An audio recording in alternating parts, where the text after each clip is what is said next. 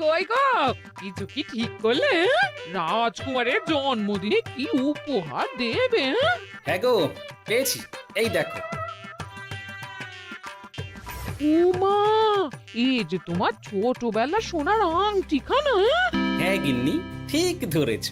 যেটুকু যা গয়না ছিল সবই তো দেওয়া হয়ে গেছে, নহে বিক্রি হয়েছে। আর তো কাউকে কিছু দেওয়ার নেই, তাই ভাবলাম এটাই উপহারে দিই।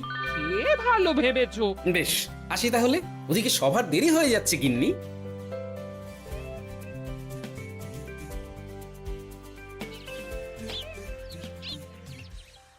আচ্ছা শোনো, একটা কথা বলতে ভুলে গেছিলাম। আজ একটু তাড়াতাড়ি বাড়ি এসো, শাড়িওয়ালাকে আসতে বলেছি দুপুরে।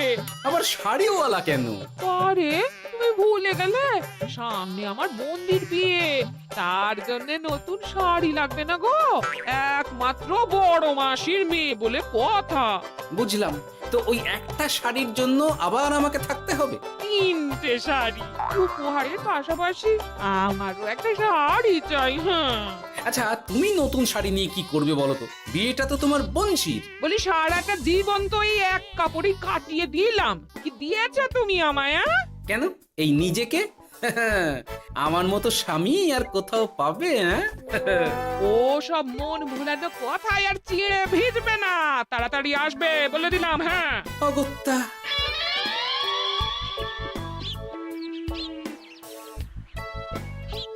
দূর, গিন্নিরও যত কথা সব বেরোনোর সময়। আবার তাড়াতাড়ি ফিরেও আসতে হবে শাড়ির জন্য। দেখি মহারাজকে বলি অগ্রিম বেতনের জন্য, না হলে তো শাড়ি কেনা যাবে না। তাও একটা হলে হতো, কিন্তু এনাকেও দিতে হবে। আসলে সত্যিই তো, গিন্নি আমার কত যত্ন আত্তি করে, কিন্তু তাকে আজ পর্যন্ত তেমন কিছু উপহার দিতে পারিনি। না, গিয়ে বলি।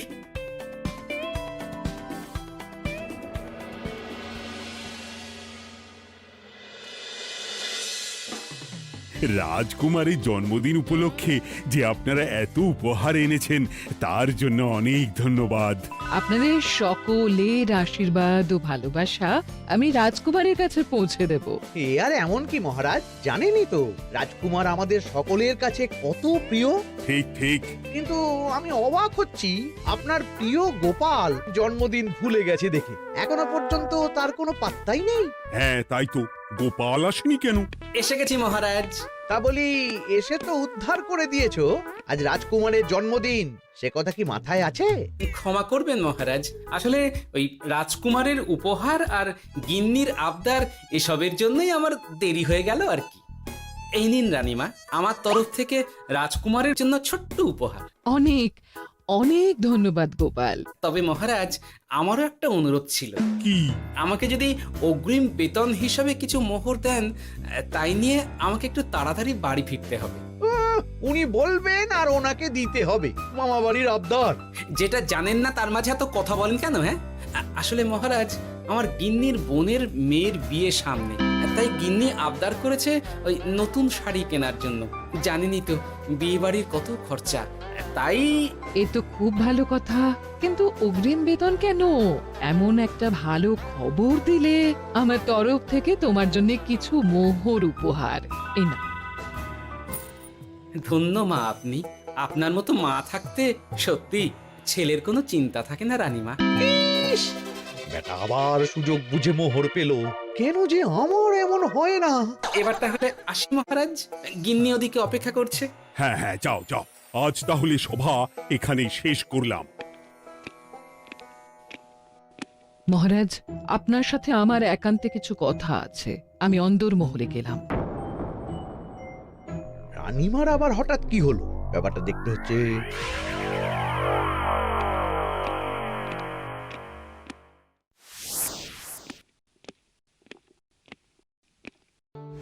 আজ আমি বুঝতে পারছি আপনি আমাকে একদম ভালোবাসেন না মহারাজ। ও কি কথা বলছো রানী? একদম ঠিক বলছি। নিজের গিন্নির আবদার মেটানোর জন্য গোপাল কত ভাবে, নতুন শাড়ি কিনে দেবার জন্য অগ্রিম বেতন অব্দি চাইলো, আর আপনি? আমি তো রাজা, আমি কেন বেতন চাইবো?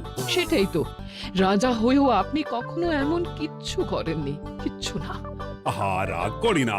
আমি তোমাকে সব থেকে সুন্দর শাড়ি উপহার দেব, একেবারে সোনার সুতোর কাজ করা মুক্ত বসানো শাড়ি। এমন শাড়ি কেউ কখনো দেখেনি। ও মা, সত্যি সত্যি? আচ্ছা, এই ব্যাপার। গোপালের কথা শুনে এবার মহারাজ ও রানীমাকে উপহার দেবে? ধুর, আমারই ভাগ্যটা খারাপ।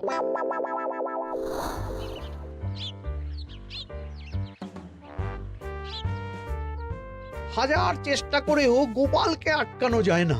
দূর দূর দূর, আমি যা চেয়েছিলাম তা ওই গোপাল পেয়ে গেল। ও কি গো, তুমি কার সাথে কথা বলছো? দুর্ভাগ্যর সাথে। কি সব অলক্ষণের কথা? কি হয়েছে? কি আর হবে, সবই তো তোমার দোষ। আমার দোষ? হ্যাঁ, তুমি আমার কাছে বায়না করো না কেন কিছু? তুমি বায়না করনি বলেই আজ আমি রানীমার কাছ থেকে মোহর পেলাম না, কিন্তু গোপাল পেয়ে গেল। এবার বুঝলাম। ঠিক আছে, এখন তাহলে বায়না করছি, তুমি কাল গিয়ে সেটা রানীমাকে জানাবে। ঠিক আছে? হ্যাঁ, করো করো করো, বায়না করো, বায়না করো। কি চাই, কি চাই, কি চাই? পেয়েছি। তুমি রানীমাকে গিয়ে বলবে যে আমার একটা সোনার হার চাই। এই না হলে আমার বউ। দারুণ চাল চেলেছো।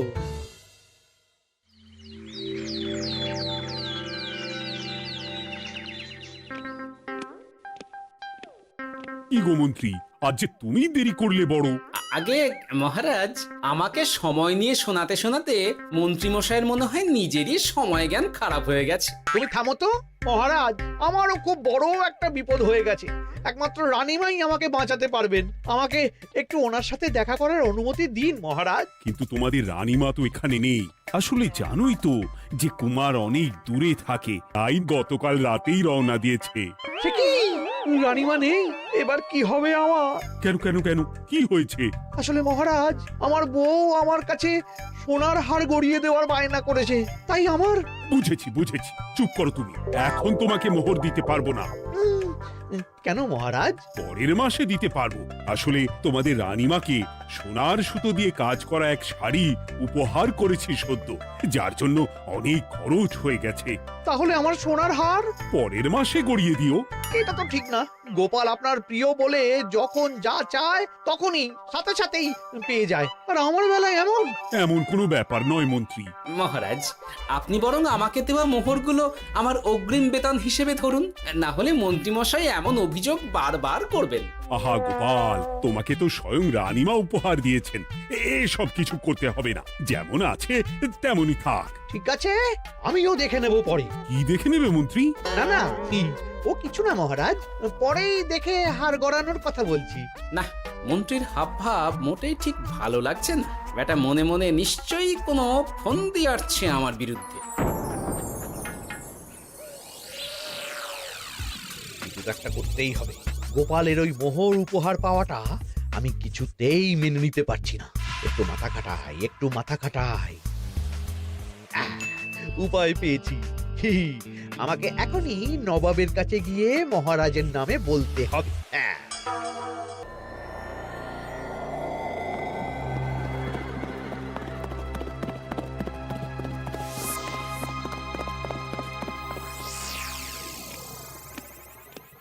প্রণাম নবাব বাহাদুর।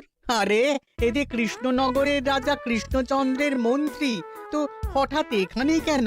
আমি নবাব বাহাদুরকে আন্তরিক ধন্যবাদ জানাতে এসেছি। কিসের জন্য? এই যে আমরা খুব খুশি রাজা কৃষ্ণচন্দ্রের মতো একজন শক্তিশালী রাজা পেয়ে। শুধু সামরিক বলেই নয়, আর্থিক, সামাজিক, রাজনৈতিক সব দিক থেকে। আর এটা সম্ভব হয়েছে আপনার মতো একজন নবাবের মহারাজের ওপর কৃপা দৃষ্টির জন্য। বলতেটা কি চাইছো তুমি? তেমন কিছুই না, আপনার গুণগান করছি। নইলে আপনিই বলুন না, আমাদের মহারাজ কখনো সোনার সুতোয় বোনা মুক্তোর কাজ করা শাড়ি কিনে রানীমাকে উপহার দিতে পারে? কি সোনার শাড়ি? হ্যাঁ, এমন দামি শাড়ি যা হয়তো নবাবের কাছেও নেই। ঠিক আছে ঠিক আছে, তুমি এখন আসতে পারো। আর শোনো, আমি তোমাদের রাজ্য পরিদর্শনের জন্য লোক পাঠাবো। কবে কখন সেটা কাল তোমাদের সূচনা পাঠিয়ে দেবো, কেমন? তো, ঠিক জায়গাতেই আগুনটা ধরিয়েছি মনে হচ্ছে। বেশ। ব্যাপারটা আমার মোটেই ঠিক লাগছে না উজির।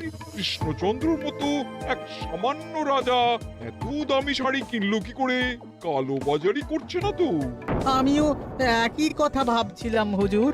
এক কাজ করো, কালকে কৃষ্ণনগরে খবর পাঠাও, 2 দিন পর রাজকার্য পরিদর্শনের জন্য তুমি সেখানে যাবে, সব খতিয়ে দেখবে, আর কিছু বেগতিক বা গরমিল দেখলে সেটা বাজেয়াপ্ত করে নেবে, কেমন? আর কে হুজুর?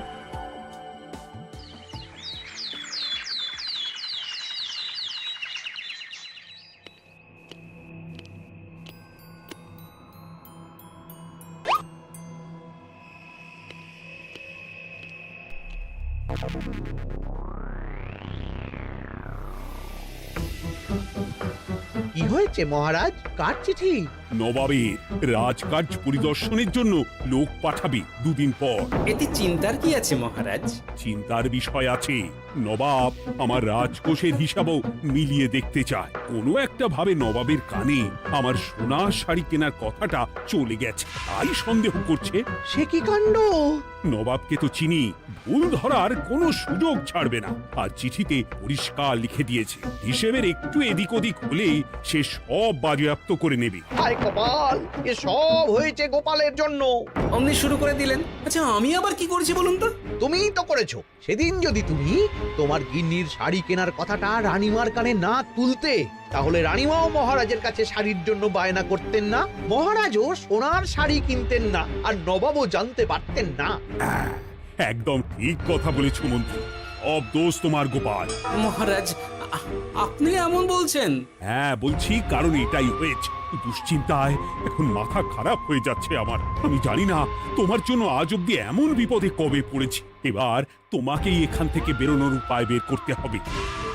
আর যদি তা না করতে পারো, তাহলে আজ পর্যন্ত তোমাকে যত মোহর উপহার দেওয়া হয়েছে, সেই সব উপহারের মোহর ফেরত দিতে হবে।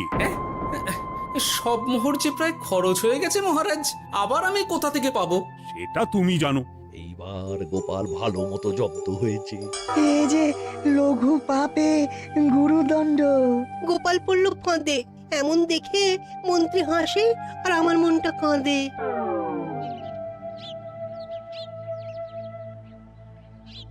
এখানে বসে কি করছো গো গিন্নি? এসে পড়েছ? ওমা, তোমার মুখটা এমন শুকনো দেখাচ্ছে কেন? আর বলো না, এই হিসেবের ঠেলায় সবকিছু বেহিসাবি হয়ে যাচ্ছে একেবারে। আচ্ছা, তুমি কি করছিলে ওই রসিদগুলো নিয়ে? দেখে হিসেব করছিলাম এ মাসে অনেক খরচ হয়েছে কিনা, সেই বুঝে পরের দিনগুলো চালাতে হবে গো। কি বললে? রসিদ দেখে হিসেব কষা? রি, এটা তোমার মাথাতেই আসেনি। ধন্যবাদ গিন্নি, আরো একবার তোমার জন্য এই যাত্রায় আমি বেঁচে যাব মনে হচ্ছে।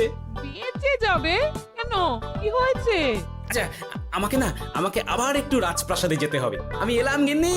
কি যে বলে লোকটা, কিছুই বুঝতে পারি না।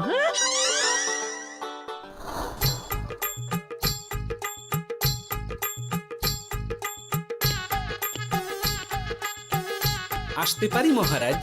এ কি গোপাল, তুমি? আর কোনো চিন্তা নেই মহারাজ, নবাবকে হিসেব বোঝানোর উপায় পেয়ে গেছি। কি বলছো?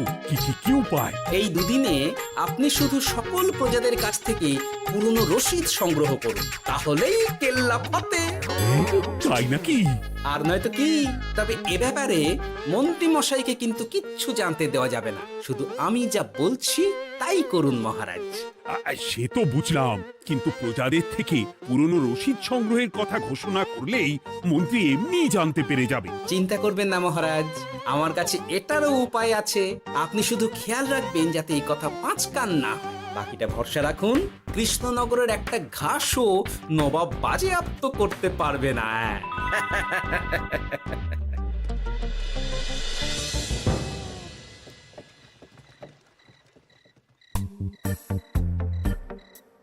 গোপাল দাদু, আমরা সব চলে এসেছি। ভালো সময় এসেছিস, তোদের দাদুর ভবিষ্যৎ এখন তোদেরই হাতে। আপন করে বলছো কেন দাদু? আমরা থাকতে তোমার কিচ্ছু হবে না, শুধু বলো না কি করতে হবে। জানি তো, তোদের যেটা করতে হবে সেটা হলো সবার বাড়ি বাড়ি গিয়ে পুরনো রসিদ সংগ্রহ করতে হবে। এই ব্যাপার, এটা আর এমন কি?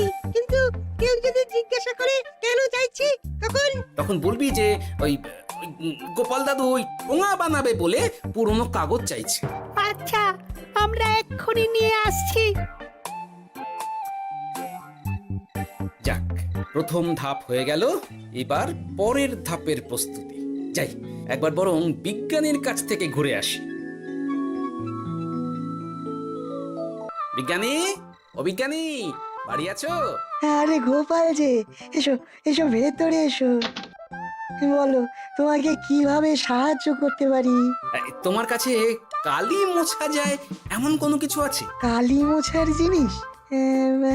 হ্যাঁ, একটা তরল রাসায়নিক পদার্থ আছে যেটা সব ধরনের কালি তুলে ফেলে। দাঁড়াও দিচ্ছি।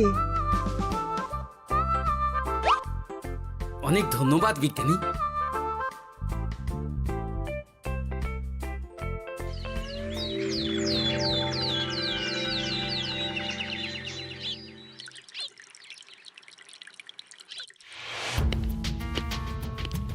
আসুন আসুন, আপনার জন্যই তো অপেক্ষা করছিলাম। তাই নাকি? এতটা পথ উনি এসেছেন, আগে ওনার জন্য শরবত ও মিষ্টির ব্যবস্থা করি। এই যে মহারাজ, আমি জল মিষ্টির ব্যবস্থা করে এনেছি, এটাও সাথে নিন। এটা কি? কেন, হিসেব ভোলা ময়রা পাঠিয়েছে এই মিষ্টি ও শরবতের দাম। এর মধ্যে এই কাজের সাথে যুক্ত ভোলা ময়রা আর তার পরিচারকের পারিশ্রমিকও যুক্ত আছে। হ্যাঁ, আসলে আমাদের মহারাজ তো প্রতিদিনের খরচ খুব হিসেব করে চলেন, তাই। ও, আমি একটু বসবো? নিশ্চয়ই, ওই তো ওদিকে বসার জায়গা। আপনি কি হাওয়া খাবেন উজির সাহেব? তাহলে রশিদে ওটাও যুক্ত করব। মস্করা হচ্ছে? আহা, রেগে যাচ্ছেন কেন? আপনার সাথে মস্করা করার মতো স্পর্ধা আমার নেই উজির সাহেব। আসলে মাসের শেষ তো, তাই একটু বেশি হিসেবে চলতে হচ্ছে আর কি। আমাকে হিসেব দেখাচ্ছ? আর রাজা কৃষ্ণচন্দ্র যে সোনার সুতোয় বোনা শাড়ি কিনতে পারলো, সেটার হিসেব কোথায়? একটা সামান্য রাজা এত অর্থ পায় কোথা থেকে? এ আবার কেমন কথা? মহারাজ যা কিনেছেন সেটা তো তার জমানো অর্থ দিয়েই কেনা। আমি বিপথে কোনো কাজ করি না। সেটা তো রাজকোষের হিসেব দেখলেই বোঝা যাবে। শুনে রাখো গোপাল, একটুও যদি হিসেব এদিক ওদিক দেখি না, তাহলে সব বাজেয়াপ্ত করে দেব। কোনো চালাকি নয়, কোনো চালাকি নয়। বেশ, তবে করুন হিসেব। আমাদের কাছে কিন্তু সব কিছু রসিদ আছে। কই গো, আনো সব, আনো আনো।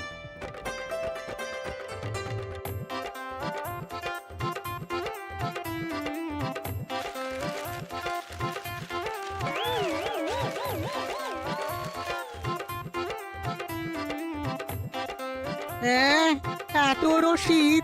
আপনি বরং নিশ্চিন্তে হিসেব কষে নিন, আমরা আসি।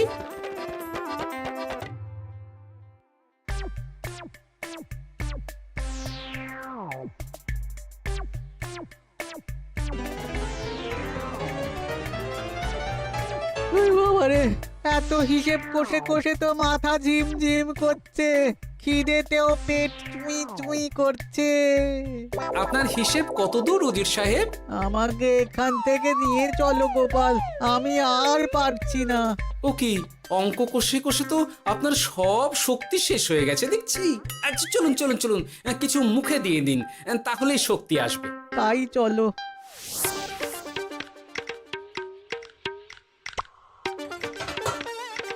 নিন, এটা হলো দুপুরের খাবার, আনাজ মশলা, এমনকি রান্নার ঠাকুরেরও পারিশ্রমিকের হিসেব।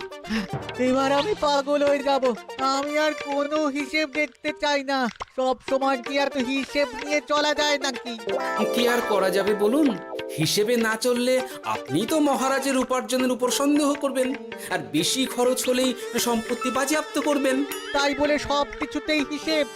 কোনো একদিকে বেশি খরচ হলে বাকি দিকগুলো এভাবেই কম করে চলতে হয়। কি ঠিক বলিনি? আমি আমার ভুল বুঝতে পেরেছি গোপাল, এবার আমাকে রেহাই দাও। আসলে তোমাদের মন্ত্রী নবাবের কাছে গিয়ে তোমাদের রাজা নামে উস্কেছে। কি? মন্ত্রী? এই রে, খেয়েছে, এবার পালাতে হবে দেখছি। ঠিক জানতাম, মোহরের জন্যই এত কিছু। তাই তো নবাব এমন করেছেন। বেশ, এবার আমি ফিরে গিয়ে নবাবকে সব জানিয়ে দিচ্ছি। সত্যি গোপাল, তোমার তুলনা হয় না। আর মন্ত্রী, আগে মহারাজ, তুমি যা করেছো তার কোনো ক্ষমা নেই। তোমার জন্যই আমার এত হয়রানি হয়েছে। ভুল হয়ে গেছে, আমাকে ক্ষমা করে দিন মহারাজ। গোপালের ওপর হিংসে করে এমন করেছি, আর হবে না। একটা সুযোগ দিন মহারাজ। হ্যাঁ মহারাজ, সুযোগ দিয়েই দিন। বেশ, তবে তোমার শাস্তি হলো রানীমাকে আমি যে সোনা শাড়ি কিনে দিয়েছি সেটার পুরো দাম তোমাকে আমায় দিতে হবে। হ্যাঁ?